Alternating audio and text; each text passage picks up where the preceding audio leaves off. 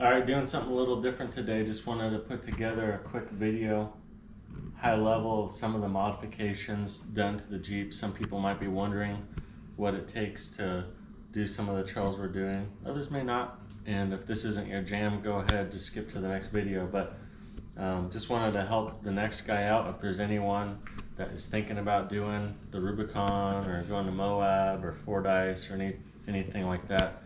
And if you hop online, start looking through the forums, there's everybody and all their different opinions. And I'm not saying that anyone out there is necessarily wrong, but I'm just showing what I'm running. And you can take that for what it is. And you can watch some of the videos and see how we're doing.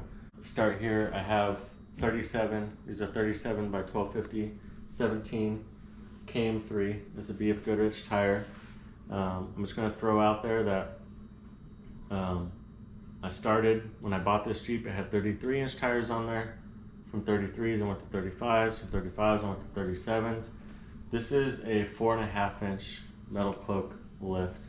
The springs are metal cloak. The rest of it I'll get into. But I had the same ride height with the 33s, now all the way up to 37s. These are stock fenders. They do rub a little bit, as you can see on the fender flares. Nothing that I'm too worried about. I do have it bump stopped appropriately for the shocks, and it rubs a little, but it seems to be fine. So this is a 98 TJ, a sport model. The axles are off of a 2004 Rubicon model, which gives me the Dana 44 differential. I've changed out the shafts to chromoly shafts. It's got a JCR truss on it.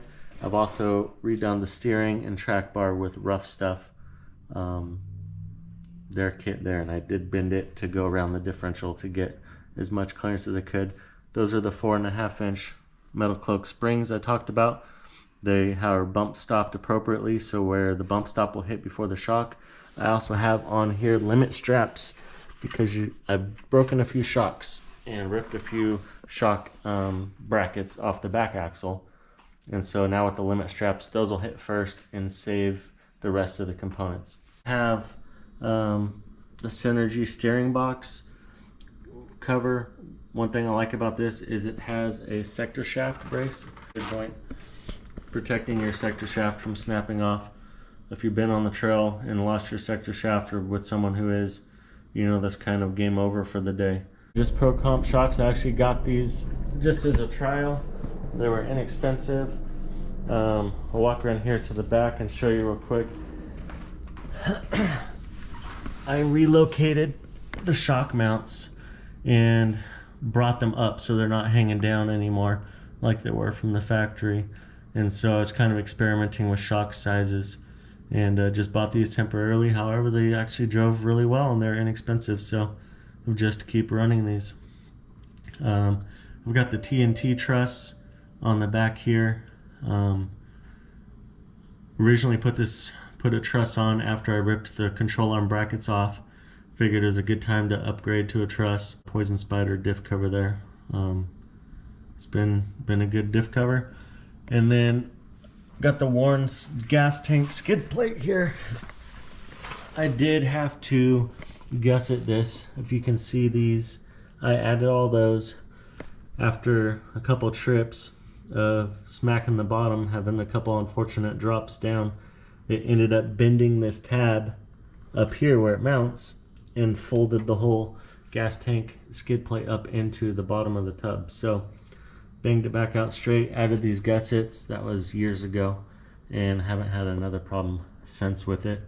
On the back here you can also see the limit straps that installed. So again, just make sure you do your measurements, calculations. Here we have the nth degree pinion guards, front and rear. If you can find them, I know a couple different companies are making them now. I would definitely recommend getting those. They'll save your pinion. And some rock lights hidden in here. I know at least one person noticed it didn't have any rock lights on that night Rubicon trip. Here they are. They just don't work. The controller quit on me, so I've got some different lights I'm probably be installing at a later date. The control arms themselves are a rough country long arm kit, and they've held up quite well. I got several years out of the original bushings. The removable ends I replaced after 2 or 3 years. Replaced them with trail gear and curry ends. I didn't realize how easily it would have been to just replace with rough country, because when the solid ends finally went out, the bushings called up rough country. They were able to help me out right away and sent me everything I needed to replace those. Changed out the transfer case skid plate to that's undercover fabs. It gives you a little bit more clearance without a body lift. They do have other options where you can get even more clearance, but you have to add a body lift. But it's nice and smooth under there now, so I don't have to worry about hanging up on anything. Rubicon axle gives you lockers as well, so I do have lockers, front and rear air lockers. Sliders definitely help. I do have a cage. This cage was custom built for me. Rob over at RK Specialties did it several years back out of Sacramento. At the time there weren't a whole lot of options, and this is definitely a cage I'm very happy with. Gets a lot of comments on the trails too. Made sure it had grab handles for all passengers, and then I have 3 points of contact now down to the tub instead of the factory just has 2, and then to the windshield. Smittybilt rear bumper I modified, lowered the tire. It originally sat up higher, trying to lower the center of gravity. Added a rack on top. This rack came from another setup that originally hung out behind the wheel. I wasn't a big fan of that, but once I lowered the tire, I was able to put it on top, and I can put some totes up here and still make it in and out of the garage. Again, just trying to keep center of gravity lower. This is the JCR bumper in the front. I got this one because it has a radiator support. My thought being, if I had a really bad day and ended up on my lid, that the radiator would at least be protected and I could make it back to the trailhead. Just running a basic Smittybilt 9K winch. I kind of felt like it was one of the best bangs for your buck. A lot of different options out there. This one's never let me down. Relatively inexpensive considering. I would like to upgrade to the synthetic rope. Just haven't got around to it yet. And then the Factor 55 link here, so you can put a D-ring in there and have a little more secure point. All right, as time goes on, we'll do some more vehicles. And again, if this is not your jam, don't worry about it. Just you could move on to the next video. But for those that are interested in wheeling some of the trails we're doing, you can see exactly what we have for equipment. And then as things change and we do upgrades and stuff like that, I'll document some of that as well. Thanks.